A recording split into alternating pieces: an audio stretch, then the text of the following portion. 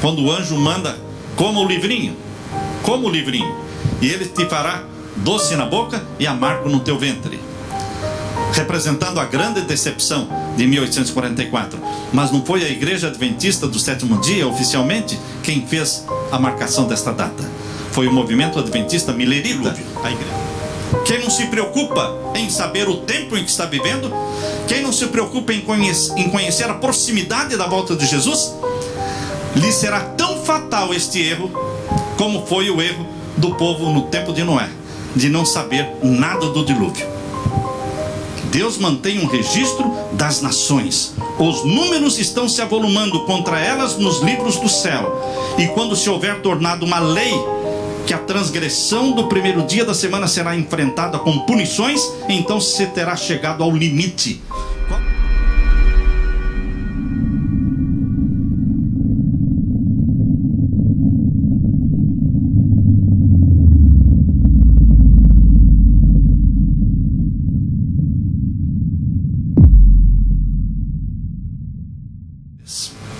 Pai Santo que estás nos céus, antes de abrirmos e estudarmos a Tua Palavra, queremos implorar a presença do Espírito Santo conosco. Que o Espírito Santo dê coordenação aos nossos pensamentos, abra a nossa mente para entender a Tua mensagem, a Tua verdade presente, e que o Senhor recompense o esforço que cada um fez de estar aqui para aprender, para estudar, para ter mais íntima comunhão contigo. É em nome de Jesus que pedimos estas bênçãos. Amém, Senhor. Então hoje nós vamos estudar com vocês o capítulo 3 do livro Eventos Finais, intitulado Quando Sucederão Estas Coisas. O título vem do capítulo 24 de Mateus. Você vai encontrar no capítulo 24 de Mateus, no verso 2 e 3. Vocês podem ver aí o diálogo que Jesus teve com seus discípulos. Vamos ler a partir do verso 1 até o verso 3 do capítulo 24. E quando Jesus ia saindo do templo, aproximaram-se dele os seus discípulos, para lhe mostrarem a estrutura do templo. O orgulho dos judeus era o templo. Eles achavam que o templo era uma expressão da aprovação divina. Nunca pensaram que aquele templo deixaria de existir. Mas o templo foi destruído no tempo de Salomão, né? O templo de Salomão foi destruído no tempo dos babilônios em 586. Depois foi reconstruído por Zorobabel. Depois foi reformado e ampliado por Herodes. E então esse templo que Jesus Cristo visitou e esteve presente durante o seu ministério terrestre, era o templo ampliado por Herodes. Levou 40 anos de ampliação e de reformas. Era um orgulho para os judeus. E então os discípulos também se orgulhavam do templo. E eles mostraram para Jesus a estrutura do templo. E o verso 2 diz: Jesus, porém, lhes disse: não vedes tudo isto? Em verdade vos digo, que não ficará aqui pedra sobre pedra, que não seja derribada. Tudo foi destruído no ano de 70, quando o general Tito cercou Jerusalém, e então Jerusalém foi destruída e o templo também foi destruído. A única coisa que restou deste templo é o Muro das Lamentações, onde os judeus ainda vão ali orar e chorar, fazer as suas orações. E o verso 3: e estando assentado no Monte das Oliveiras, chegaram-se a ele os seus discípulos em particular, dizendo: dize-nos quando serão estas coisas e que sinal haverá da tua vinda e do fim do mundo. Jesus tinha falado da destruição de Jerusalém e do fim do mundo. Então eles perguntaram: quando acontecerão estas coisas, ou seja, a destruição de Jerusalém e da tua volta, o fim do mundo? Eles fizeram uma pergunta dupla, e a resposta de Jesus também é dupla. Jesus começa respondendo primeiro sobre o fim do mundo, e deixou a questão da destruição de Jerusalém para falar do verso 15 em diante. Do verso 15 em diante ele fala de Jerusalém, mas do verso 4 até o verso 14 ele fala da volta de Jesus, da sua segunda vinda, e mais para o final do capítulo 24 fala também da segunda vinda de Jesus. Jesus começou a responder aqui no verso 4. E Jesus respondendo, disse-lhes: acautelai-vos que ninguém vos engane, porque muitos virão em meu nome. Voltando agora para o livro, irmãos, eventos finais, estamos aqui na página 21. As palavras de Jesus, em Mateus 24, versos 2 e 3, foram proferidas aos ouvidos de uma grande multidão, de um grande número de pessoas. Mas quando ele se achava sozinho, sentado no Monte das Oliveiras, seus discípulos se aproximaram dele em particular e perguntaram para ele: dize-nos, quando sucederão estas coisas? Jesus não respondeu aos discípulos falando em separado da destruição de Jerusalém e do grande dia da sua vinda. Ele misturou a descrição dos dois acontecimentos. Houvesse desenrolado perante os discípulos eventos futuros, segundo ele os via, e não teriam podido suportar. Deus nunca acende uma luz para cegar. Deus acende uma luz para iluminar. E Deus acende uma luz pequena até que os seus olhos se acostumem com a luz pequena, para aumentar a luz e aumentar a luz. Ele nunca acende de cara um farol forte nos seus olhos, porque cegaria os seus olhos, assim como a luz alta de um carro cega os nossos olhos, quando alguém liga uma luz alta nos nossos olhos. Então Jesus, ele não falou diretamente para os discípulos da segunda vinda dele, para não desanimá-los. Por isso que todos os leitores da Bíblia, os discípulos e também os estudantes da Bíblia, até os nossos dias, todos quando leem e estudam a Bíblia, eles têm um senso da iminência e da urgência da volta de Jesus. Todos, em todos os tempos, em todas as eras, todos os cristãos acreditam que Jesus Cristo virá nos seus dias. Jesus vai voltar nos nossos dias. E eles morrem e vem a próxima geração. E eles acreditam que Jesus virá nos seus dias. Deus criou esta situação. É proposital, para que as pessoas não se acomodem. Porque na realidade, queridos, se alguém viveu há 500 anos atrás, ou se alguém morreu ontem, se a pessoa acreditou que Jesus viria nos seus dias, louvado seja Deus, porque morreu preparado. Morreu preparado. E quando ele ressuscitar, ele verá o quê? Jesus Cristo nas nuvens do céu, e os anjos recolhendo nos 4 cantos da terra, recolhendo os escolhidos para encontrar Jesus nos ares. Então, depois que a pessoa morreu, quando ele abrir os olhos, a primeira coisa que ele vai ver é o rosto amável de Jesus.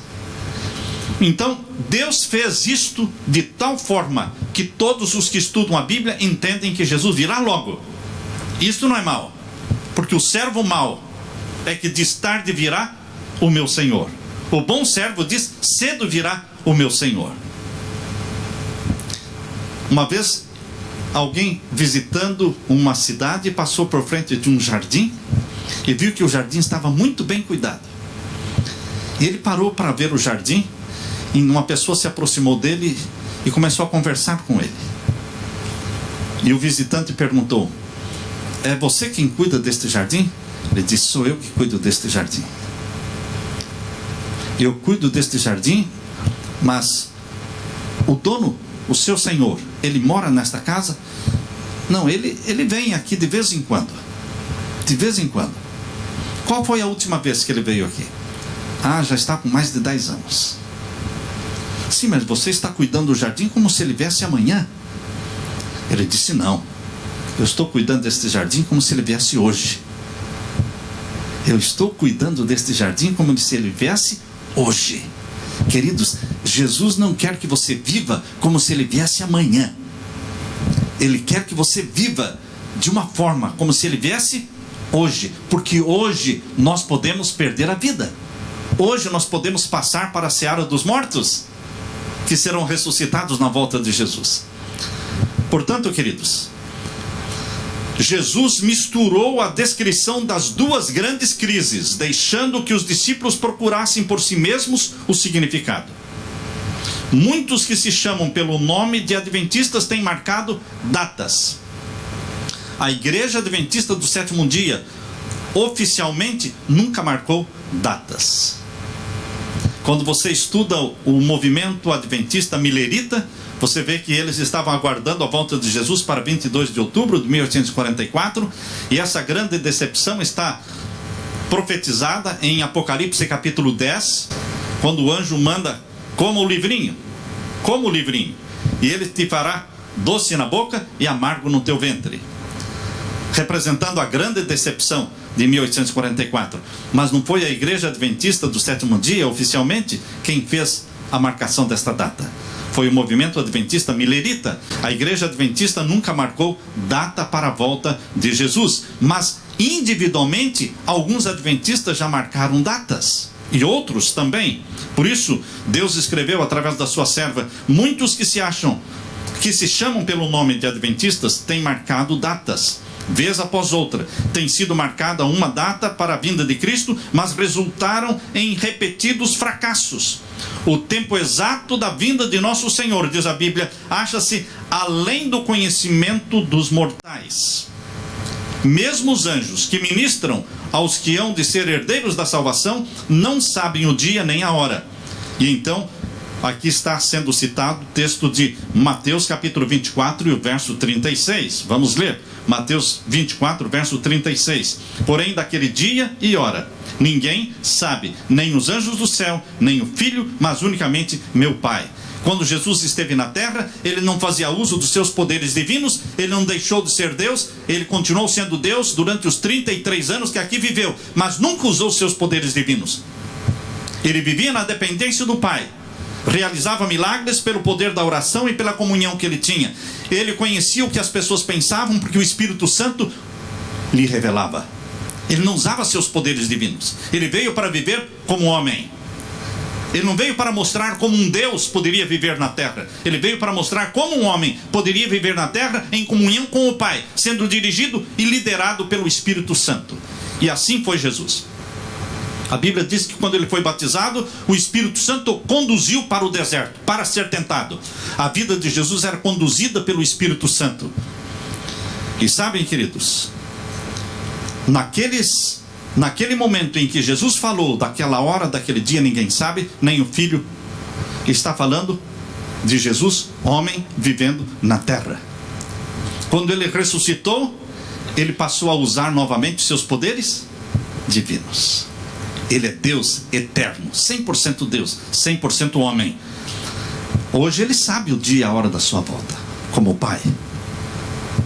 E aqui diz no texto seguinte, na página 21 que estamos lendo: não vamos saber o tempo exato para o derramamento do Espírito Santo ou para a vinda de Cristo. Dia e hora ninguém sabe, nem da volta de Jesus, nem do derramamento do Espírito Santo, porque Deus não nos deu esse conhecimento. Por que Deus, é uma pergunta, por que Deus não nos deu esse conhecimento? Por quê? Eis a resposta: porque se nos desse, não faríamos correto uso dele. Desse conhecimento resultaria um estado de coisas entre o nosso povo que retardaria consideravelmente a obra de Deus, no sentido de preparar um povo que permaneça em pé no grande dia que está por vir. Não devemos viver ansiosos quanto ao tempo. Não deveremos ter ansiedade quanto ao tempo. Deveremos viver prontos para a volta de Jesus todo dia. Pronto hoje. Pronto para viver ou para morrer. Só está preparado para viver quem está preparado para morrer. Quem não estiver preparado para morrer também não está preparado para viver por Cristo. Viver por Cristo exige estar preparado para morrer por Cristo também. Não seremos capazes de dizer que Ele virá dentro de 1 ano, 2 anos, 5 anos. Nós não podemos fazer um sermão aqui e falarmos: olha, eu acho que Jesus vai voltar daqui 1, 2 ou 5 anos. Quantas pessoas me perguntam em particular: Pastor Samuel, me diga, na sua opinião, quanto tempo vai demorar? Eu digo, eu temo dar a minha opinião, porque vocês poderão usar isso dizendo que eu estou marcando datas. Não, mas a pessoa diz, por exemplo, a pessoa diz, eu estou achando que dentro de uns 20 anos pelo menos. Falei, não, eu respeito o seu pensamento, isso não é doutrina, isso não é pregação, isso não é princípio, mas eu respeito o seu pensamento. Você acha que vai demorar uns 20 anos? Então eu também tenho os meus sentimentos. eu também acho alguma coisa, só que eu não vou pregar. Porque nós não devemos pregar o que achamos. O púlpito não é o lugar para se pregar o que eu acho, o que eu penso, mas é o que diz a palavra de Deus. Por isso, eu me reservo este direito de não falar quanto tempo, porque seria mal interpretado. E Deus não revelou exatamente porque o povo faria mau uso do dia exato. Vocês sabem que a tendência do ser humano é postergar até chegar perto. Se a prova vai acontecer daqui a um mês, a pessoa vai estudar 2, 3 dias antes. Se o casamento está marcado, não é, daqui a um mês, a pessoa vai e acumula tudo na última semana. Assim é a tendência do ser humano, deixar tudo para a última hora. Por isso Jesus não revelou o dia e a hora, para que as pessoas estejam prontas todos os dias. Não seremos capazes de dizer que ele virá dentro de 1, 2 ou 5 anos, nem devemos adiar sua vinda declarando que talvez não ocorra dentro de 10 ou 20 anos. Eu tenho ouvido pregadores dizendo: não quão logo virá Jesus. Mas eu tenho assistido sermões em que o pregador diz quão demorado ele acha que será a volta de Jesus. Nós não deveremos dizer não quão breve será e nem quão demorada será. Nós não sabemos. Aproximamo-nos do grande dia de Deus. Os sinais estão se cumprindo e, no entanto, não temos uma mensagem que nos fale o dia e a hora do aparecimento de Cristo. O Senhor ocultou isso prudentemente de nós, para que sempre estejamos... Por que Deus ocultou? Para que sempre estejamos num estado de expectativa e de preparação para o segundo aparecimento de nosso Senhor Jesus Cristo nas nuvens do céu. Estamos na expectativa todos os dias. Todos os dias. O tempo exato da segunda vinda de Jesus, ou do Filho do Homem, é um mistério de Deus. Deus vai revelar. Você já leu no Grande Conflito, e eu mencionei isso aqui no sermão que fiz no sábado. Está lá no livro Grande Conflito, que chegará um momento, depois do fechamento da porta da graça, momento em que Deus vai estampar a sua lei no céu. E ele então vai declarar o concerto de paz que ele tem com o seu povo obediente. E ele vai declarar o dia e a hora da volta de Jesus. Mas isto será depois que a porta da graça se fechar, durante o período da angústia de Jacó.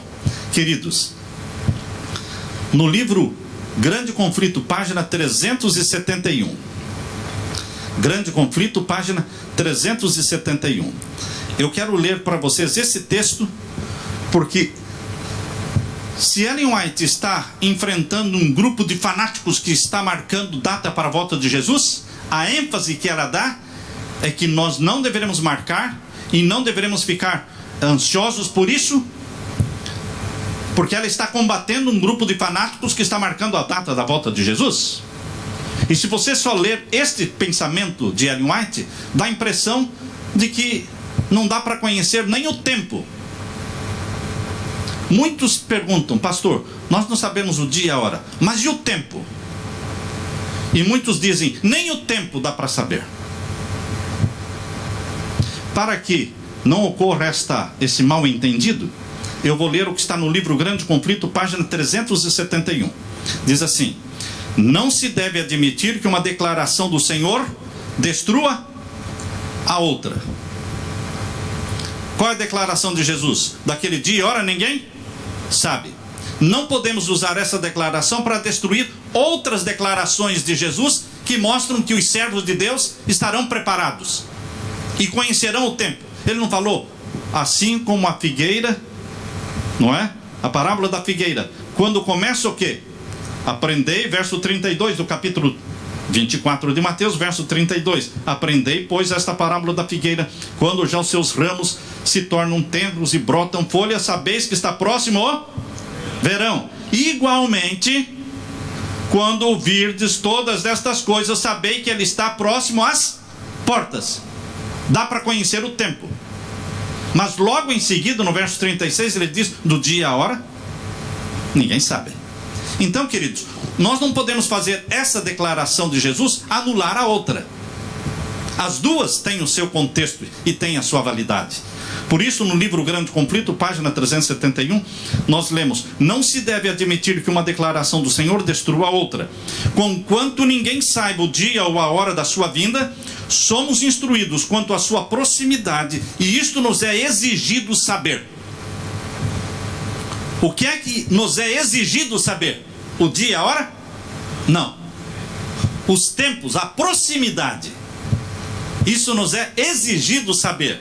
O povo de Deus não estará na ignorância total. E continua o texto do Grande Conflito. Demais, é-nos ensinado que desatender a advertência ou recusar saber a proximidade do advento do Salvador ser-nos-á tão fatal como foi aos que viveram nos dias de Noé, ou não saber quando viria o dilúvio. Quem não se preocupa em saber o tempo em que está vivendo, quem não se preocupa em conhecer a proximidade da volta de Jesus, lhe será tão fatal este erro como foi o erro do povo no tempo de Noé, de não saber nada do dilúvio. Isso está então no livro O Grande Conflito. Queridos, na página 22 continua a advertência de não marcar tempo.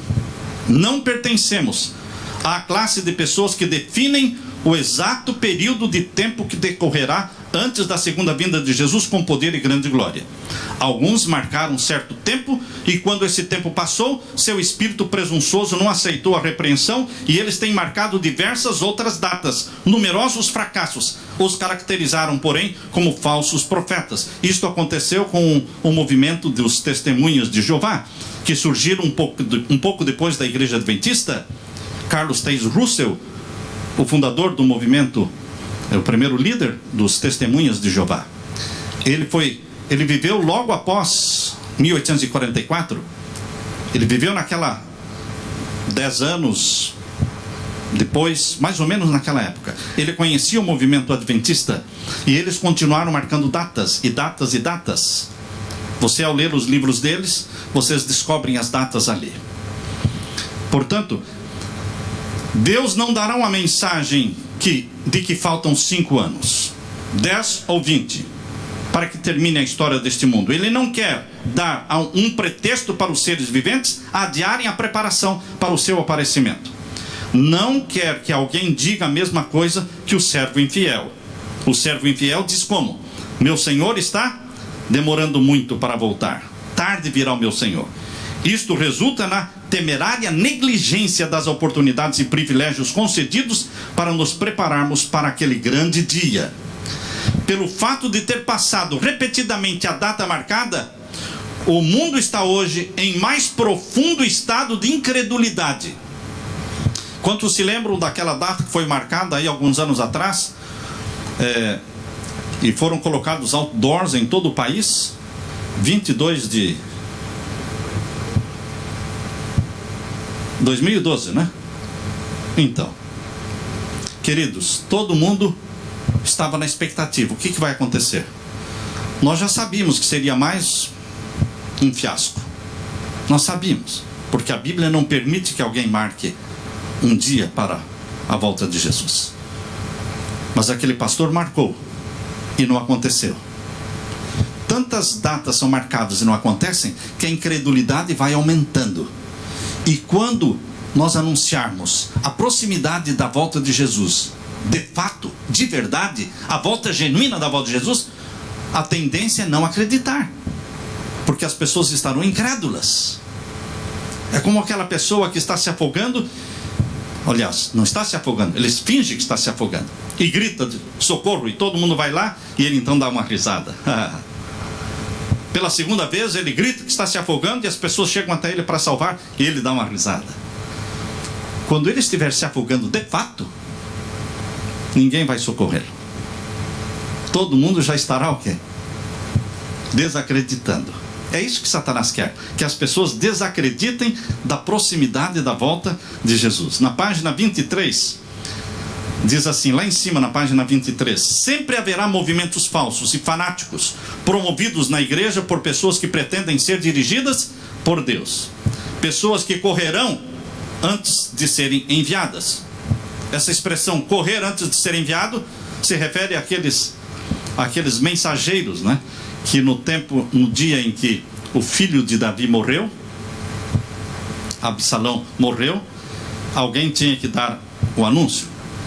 E foi dado para um, mas o outro também queria correr. E correu, sem mensagem nenhuma, né? Mas ele foi correndo e chegou na frente do outro que tinha mensagem. Muitos correrão antes de serem enviados e darão dia e data para o cumprimento da profecia não cumprida. O inimigo se agrada disso, porque aumenta a incredulidade do povo de Deus.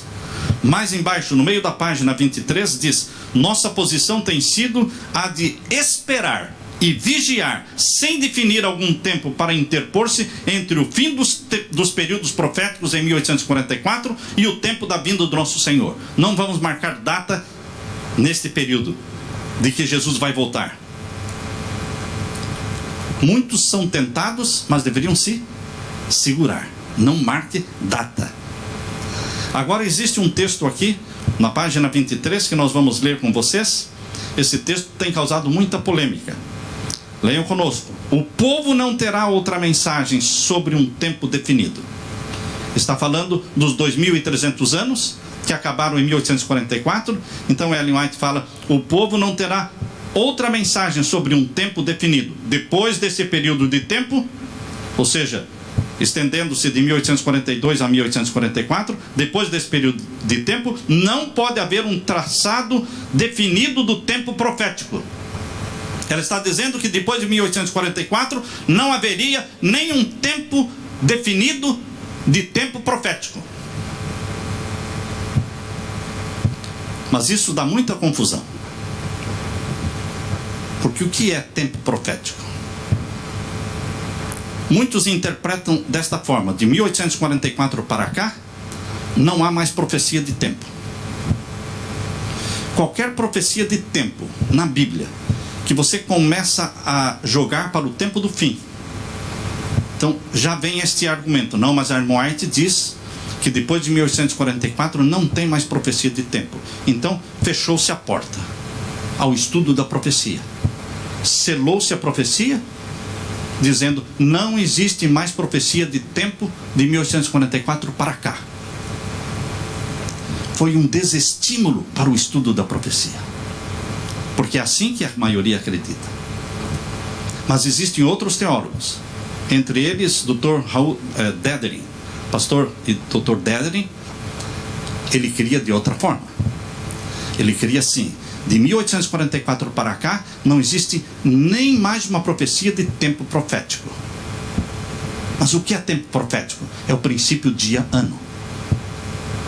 Tempo profético é o princípio dia-ano. Um dia valendo um ano. Isso é tempo profético.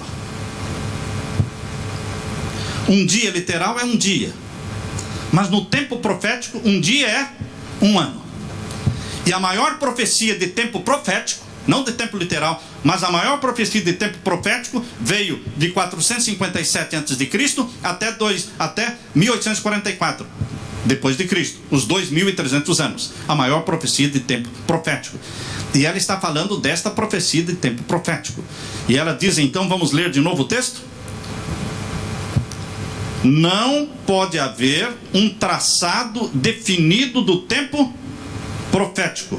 A contagem mais longa vai até outono de 1844.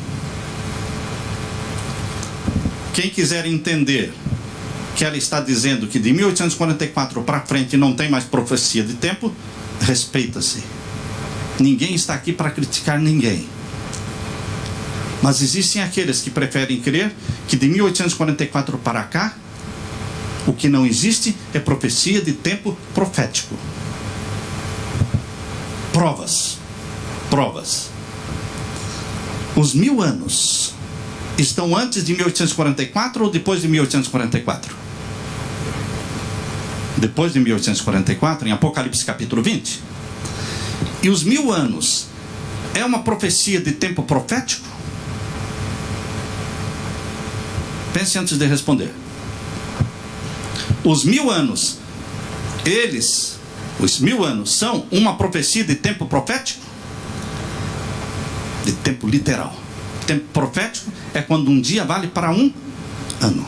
Então, queridos, quando nós falamos que depois de 1844 não existe mais nenhuma profecia de tempo, nós estamos indo contra a Bíblia. Porque existe uma profecia enorme de tempo literal, mas é profecia de tempo, não profético, mas literal, depois de 1844. Então eu prefiro que Dr. Dedering explicou que em 1844 acabou toda a profecia de tempo profético, mas profecia de tempo literal existe, e a prova são os 1000 anos. Você analisa os dois conceitos e você veja qual é o mais bíblico. Agora, queridos, na metade da página 23 existe um parágrafo que diz: Ellen White esperava a volta de Cristo em seu tempo. O que nós vamos ler agora para vocês deve ser analisado com carinho e, por favor, procure entender. Se alguém de outra fé, de outra denominação, chegar para você com estes textos que nós vamos ler agora, o que você diria? O que você responderia? Vamos ler então? O que você falaria para alguém que chegasse com esse texto, escrito por Ellen White em 1856, está aí. Foi-me mostrado o grupo de pessoas presentes na assembleia. Disse o anjo: alguns servirão de alimento para os vermes, alguns estarão sujeitos às 7 últimas pragas, outros estarão vivos e permanecerão sobre a terra para serem trasladados por ocasião da vinda de Jesus. E a pessoa falasse: me explica, está aqui. Ela é uma profetisa da sua igreja? É. Você acredita que ela falou inspirado por Deus? Acredito. Ela é uma profetisa de Deus. Então me explique isso. Se cumpriu isso? Agora veja outro texto. O tempo é curto, por isso devemos trabalhar com diligência e redobrar de energia. Nossos filhos talvez não ingressem na faculdade. Isso aconteceu?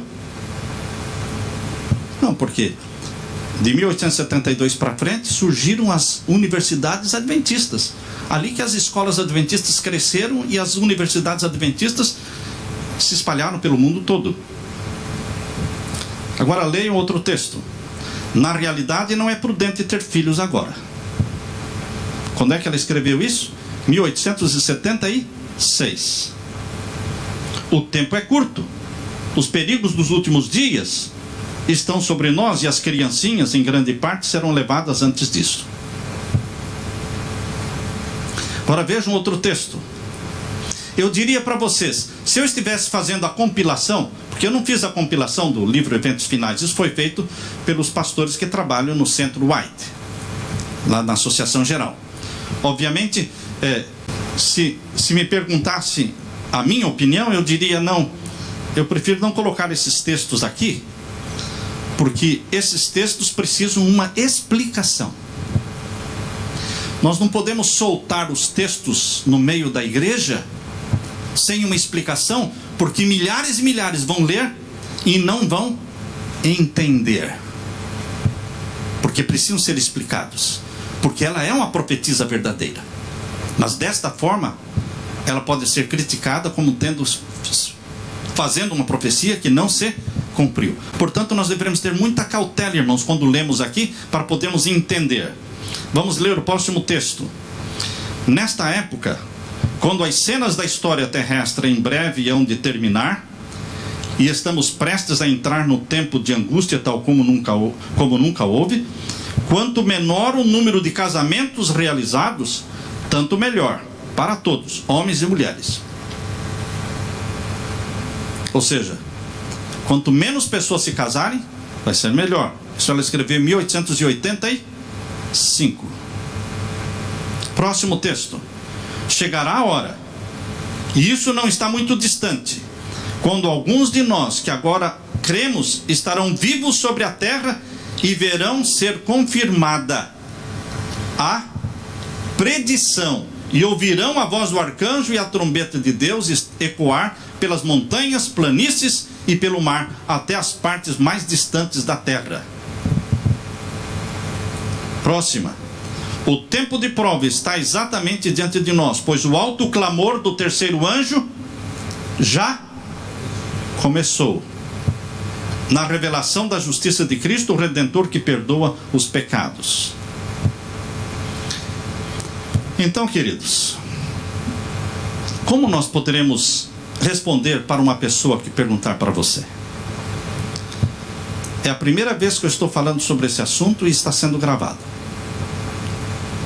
Eu preferia que não precisasse falar, porque há pessoas que poderão usar para torcer e interpretar mal o que nós vamos explicar. Mas precisa ser dada uma explicação para que vocês tenham uma palavra a falar para alguém que pergunte para você. Queridos, uma pergunta. Quando os profetas de Deus, como Pedro, Paulo, João, profetas de Deus, nós cremos que Ellen White também era uma profetisa de Deus. Quando eles falavam, será que eles falavam 24 horas por dia sob a inspiração do Espírito Santo? Ou será que um profeta de Deus também tinha opinião própria? O que vocês acham? Também tem uma opinião própria. Isto é bíblico. Vamos abrir a Bíblia? Vamos abrir a Bíblia então em Corinto. Primeira carta de Paulo aos Coríntios. Primeira carta de Paulo aos Coríntios. Abra sua Bíblia. Isso vai nos ajudar a entender que Ellen White também, como uma profetisa de Deus, ela teve sonhos e visões, como João teve sonhos e visões. Ellen White também teve sonhos e visões, mas ela também tinha aquilo que ela achava que poderia ser. O pensamento dela, opinião pessoal. Estava errado ela falar da opinião pessoal? Não estava errado. Os profetas também emitem opinião pessoal. Vejam então na primeira carta de Paulo aos Coríntios, capítulo 7. Capítulo 7, vamos ler a partir do verso 6. Digo, porém, isto como que por permissão e não por mandamento. O que Paulo vai falar agora não foi Deus que mandou. Está claro? Vamos repetir esse verso? Digo, porém, isto como que por permissão. Deus está permitindo eu falar, mas não é por mandamento, não é uma ordem do Senhor. O que ele fala? Porque eu gostaria que todos os homens fossem como eu mesmo. Ele tinha família? Não, vivia sozinho. Fossem como eu mesmo. Mas cada um tem de Deus o seu próprio dom, um de uma maneira e outra de outra. Digo, porém, aos solteiros e às viúvas que lhes é bom se ficarem como eu. Que não casem, não é? Mas, se não podem conter-se, casem-se, porque é melhor casar do que abrasar-se. Todavia, aos casados, mando, não eu, mas o Senhor. Agora é mandamento do Senhor, que a mulher, senão a parte do marido. Agora o verso 12. Mas aos outros, solteiros, né? Digo eu, não o Senhor. Louvado seja Deus, porque isso está na Bíblia, irmãos. Louvado seja Deus, porque está na Bíblia. Porque se não existissem esses exemplos de que o profeta fala pelo Senhor, e de que o profeta também fala por si mesmo, se não existisse esse exemplo, nós não teríamos condições de responder. Nós estaríamos num beco sem saída. Mas o profeta também tem opinião própria. E não é pecado o profeta emitir a sua opinião própria. Só que nós, dirigidos pelo Espírito Santo, ao estudarmos a Bíblia e ao estudarmos o Espírito de profecia, nós devemos ter o discernimento do Espírito Santo para vermos quando o profeta está falando de algo que Deus deu uma visão e quando ele está emitindo uma opinião. Não é somente aqui, queridos, no capítulo, pode abrir a Bíblia também. Nós vamos ler ainda em Corinto, primeira carta de Paulo aos Coríntios, capítulo 14. Primeira carta de Paulo aos Coríntios, capítulo 14. Vamos ler aqui no verso 34 em diante. Verso 34 em diante. Estão me acompanhando? As mulheres estejam caladas nas igrejas, porque lhes não é permitido falar. Paulo está falando por ordem divina, ou ele está emitindo uma opinião própria de acordo com a cultura do tempo dele? O que vocês acham? Lembrem-se, irmãos, que cultura, cada geração tem a sua, cada país tem a sua cultura. Agora, princípio é eterno. Princípio não muda. Princípio é tudo aquilo que pode ser aplicado a todos os tempos, Antigo, Novo Testamento e era moderno como nós vivemos hoje. Princípio só é princípio se puder ser aplicado em todos os tempos, a todas as pessoas, em todos os lugares. Por isso os 10 mandamentos são princípios, porque aplica-se a todos os tempos, todas as pessoas, em todos os lugares.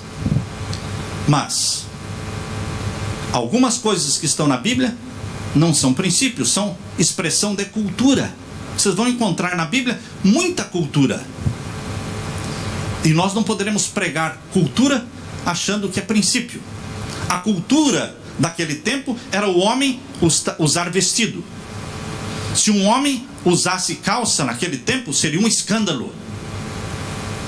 Homem que é homem usa vestido na Bíblia, mas essa era a cultura.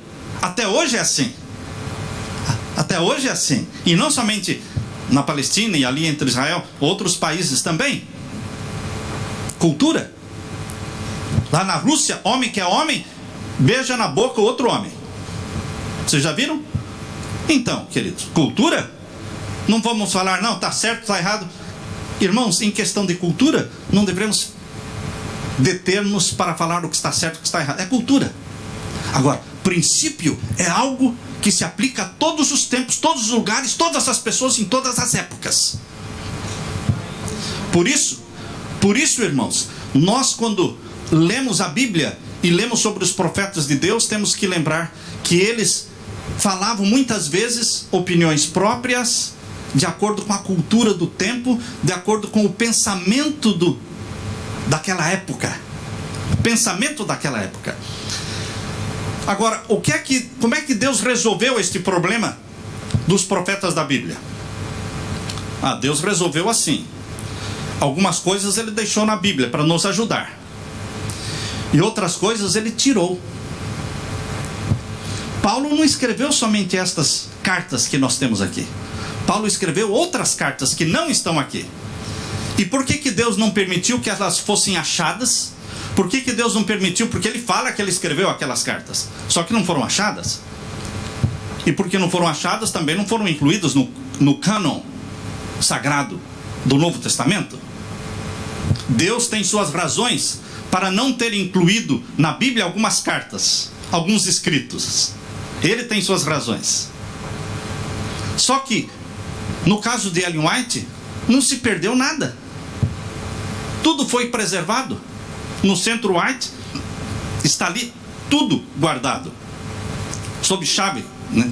Em cofre, à prova de fogo.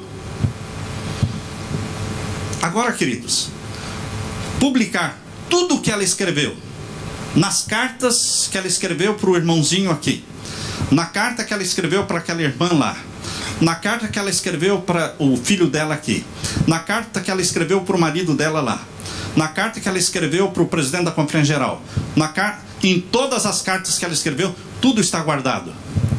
E de quando em quando eles vão publicando os escritos dela. Só que nós, como igreja, quando recebemos um livro selecionado, de seleções, né, como se chama? Como é que nós falamos? Compilação. Nós achamos que tudo foi resultado de visões e sonhos. Não é assim que nós achamos? Eu também acho assim. Eu sou adventista do sétimo dia. Só que quando nós chegamos em situações como estas, nós começamos a analisar, falar, não, como é que está? Ela é uma profeta verdadeira? E como é que ela falou isso? Então nós buscamos na Bíblia a explicação. E graças a Deus a Bíblia dá a explicação de que o profeta também emitia opiniões próprias. E não era pecado fazer isso. Não foi uma visão dada por Deus. É diferente da visão do grande conflito que Deus deu. Durou horas. E ele escreveu esta visão usando suas próprias palavras, mas escreveu a visão que Deus deu. Então, queridos, é a única forma de nós entendermos o que ela falou sobre a volta de Jesus, que ela achava que seria nos dias dela. Por isso, todos os que estudam a Bíblia acham que a volta de Jesus acontecerá nos dias deles. E vivem de acordo com esta crença. Louvado seja Deus por isso. Mas que isto não desanime a sua fé, mas entenda que ela foi uma mulher usada por Deus e falou inspirada por Deus. Ela teve mais de 2.000 sonhos e visões. Mas nem tudo foi resultado de sonho e visão. Ela era uma mulher comum, que dava conselhos, que conversava com as pessoas. Continuando então, irmãos, na página 24. As promessas de Deus são condicionais. Lá no final da página 24. Em suas mensagens aos seres humanos, os anjos de Deus apresentam o tempo como sendo muito breve. Verdade é que o tempo tem se prolongado além do que esperávamos nos primeiros tempos desta mensagem. Ela está falando: o tempo está se prolongando além do tempo que nós achávamos. Nosso Salvador não apareceu tão breve como esperávamos. Falhou, porém, a palavra de Deus? Não, absolutamente. É preciso lembrar que as promessas e as ameaças de Deus são igualmente condicionais. Talvez tenhamos de permanecer muitos anos mais neste mundo por causa da rebelião, como aconteceu com os filhos de Israel. Mas, por amor de Cristo, seu povo não deve acrescentar pecado a pecado, responsabilizando a Deus pela consequência do seu procedimento errado. Cristo aguarda com ardente desejo a manifestação de si mesmo na sua igreja. Quando é que Jesus vai voltar? Não tem dia e hora, mas ela fala aqui quando ele vai voltar. Cristo aguarda com ardente desejo a manifestação de si mesmo em sua igreja. Quando o caráter de Cristo, e eu gosto muito desse texto, eu tenho usado muito esse texto nos meus sermões. Quando o caráter de Cristo se reproduzir perfeitamente em seu povo, então ele virá para reclamá-los como seus. Deus está esperando que seu caráter seja gravado em você pelo Espírito Santo, porque o Espírito Santo grava o caráter de Jesus em você. O Espírito Santo dá para você o temperamento dele, a mente de Jesus, e você começa a pensar e reagir e sentir como Jesus.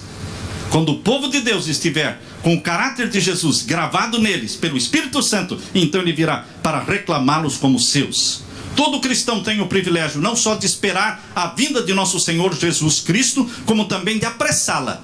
Como apressá-la? Pregando? Testemunhando?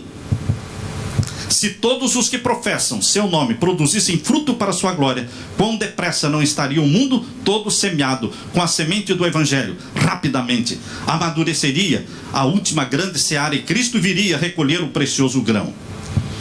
No meio da página 25, irmãos, com infalível precisão, o ser infinito, que é Deus, ainda mantém, por assim dizer, uma conta com todas as nações. Deus tem uma conta com todas as nações.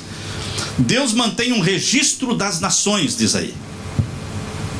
Deus mantém um registro das nações. Os números estão se avolumando contra elas nos livros do céu. E quando se houver tornado uma lei que a transgressão do primeiro dia da semana será enfrentada com punições, então se terá chegado ao limite. Qual será o limite?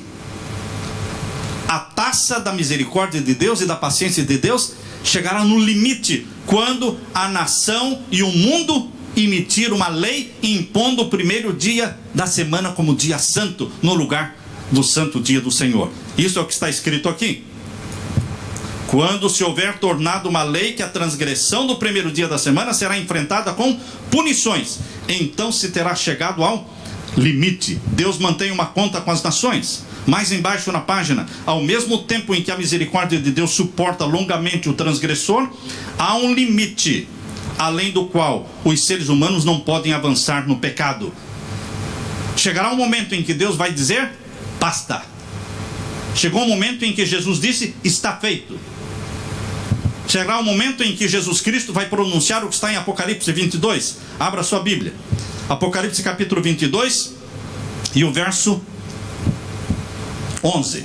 Capítulo 22 de Apocalipse, verso 11. Chegará o momento em que Jesus Cristo vai levantar a sua mão e vai falar: quem é injusto, faça injustiça ainda. E quem está sujo, suje-se ainda. E quem é justo, faça justiça ainda. E quem é santo, seja santificado ainda. Eis que cedo venho, e o meu galardão está comigo, para dar a cada um segundo a sua obra. Em breve Jesus Cristo dará um basta e voltará. Quão breve será? Não sabemos. Dia e hora? Não sabemos. Mas o fim está próximo. Na página 27, irmãos, na página 27, sobre a brevidade do tempo, diz assim: o fim está próximo. Isto é o que Jesus quer que sempre mantenhamos diante de nós: a brevidade do tempo. Não é se será mais 5 ou 10 anos, mas a brevidade do tempo. O fim está próximo. Porque se eu penso assim, eu vivo assim. Se você pensa na brevidade do tempo, você faz planos diferentes. Você faz planos a curto prazo. Você não fica fazendo planos e projetos a longo prazo. Não, tudo que você faz é a curto prazo. Porque para você a volta de Jesus é urgente. Quando com os remidos estivermos em pé sobre o mar de vidro, isso está lá em Apocalipse 15. O povo de Deus em pé no mar de vidro diante de Deus. Apocalipse 15. Quando com os remidos estivermos em pé sobre o mar de vidro, com harpas de ouro e coroas de glória, tendo à nossa frente a imensurável eternidade, então veremos como foi curto o período da provação e espera. Aleluia, irmãos. Nós diremos: foi fácil demais. Foi fácil demais. Comparando a alegria e a felicidade que estamos aqui, a eternidade, e olhando para trás, vamos dizer: foi curto demais. Que Deus nos prepare para este dia, que você e eu possamos estar também no mar de vidro, com harpas de ouro e coroas de glória, contemplando o rosto amável do nosso Salvador Jesus. Amém? Deus seja louvado. Amém.